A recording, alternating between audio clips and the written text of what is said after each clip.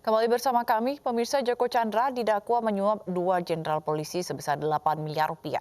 Kedua jenderal polisi tersebut diminta untuk menghapus nama Joko Chandra dari daftar pencarian orang atau DPO di Ditjen Imigrasi Kemenkumham.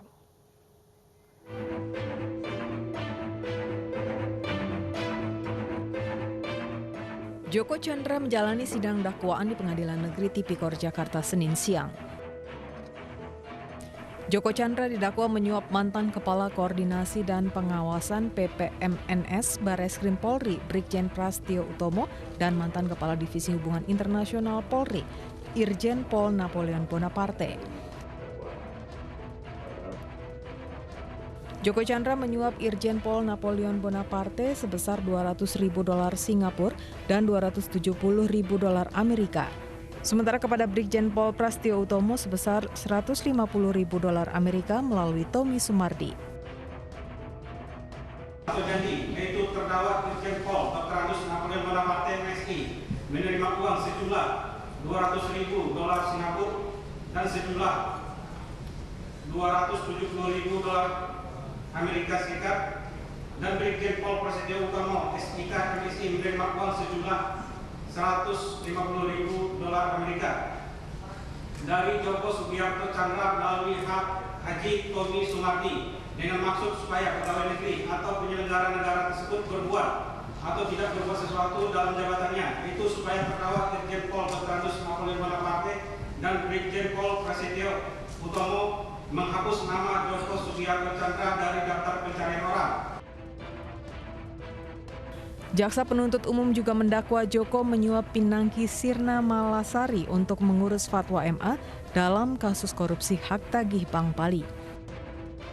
Joko menyuap Pinangki sebesar $500.000 Amerika atau sekitar 7,35 miliar rupiah yang merupakan fee dari Joko Chandra yang diberikan melalui Andi Irfan Jaya.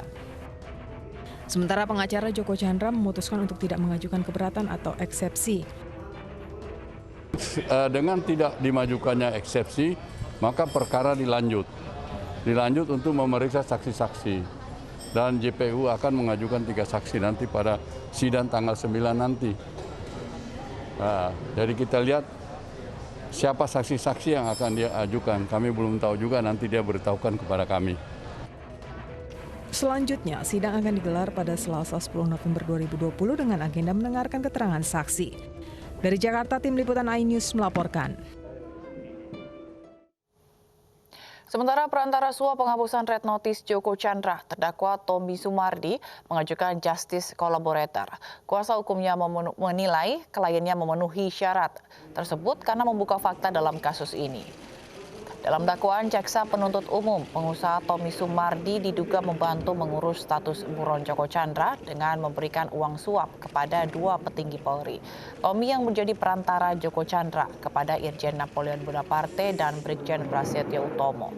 Kuasa hukum Tommy menilai pengajuan justice collaborator karena kliennya bisa membuka fakta kasus ini. Alasan mengajukan sebagai JC karena seluruh isi dakwaan itu berdasarkan hasil pengakuan klien kami. Kalau klien kami tidak memberikan keterangan seperti itu, tidak ada perkara ini. Karena itu sesuai dengan ketentuan, maka kami adalah masuk di dalam kategori saksi pelaku yang bekerja sama, sudah membuka fakta seluas-luasnya. Oleh karena itu kami merasa kami berhak untuk mendapatkan status justice collaborator. 2 jenderal polisi, Irjen Napoleon Bonaparte dan Brigjen Pol Prastio Utomo menjalani sidang dakwaan penghapusan red notice terpidana Joko Chandra.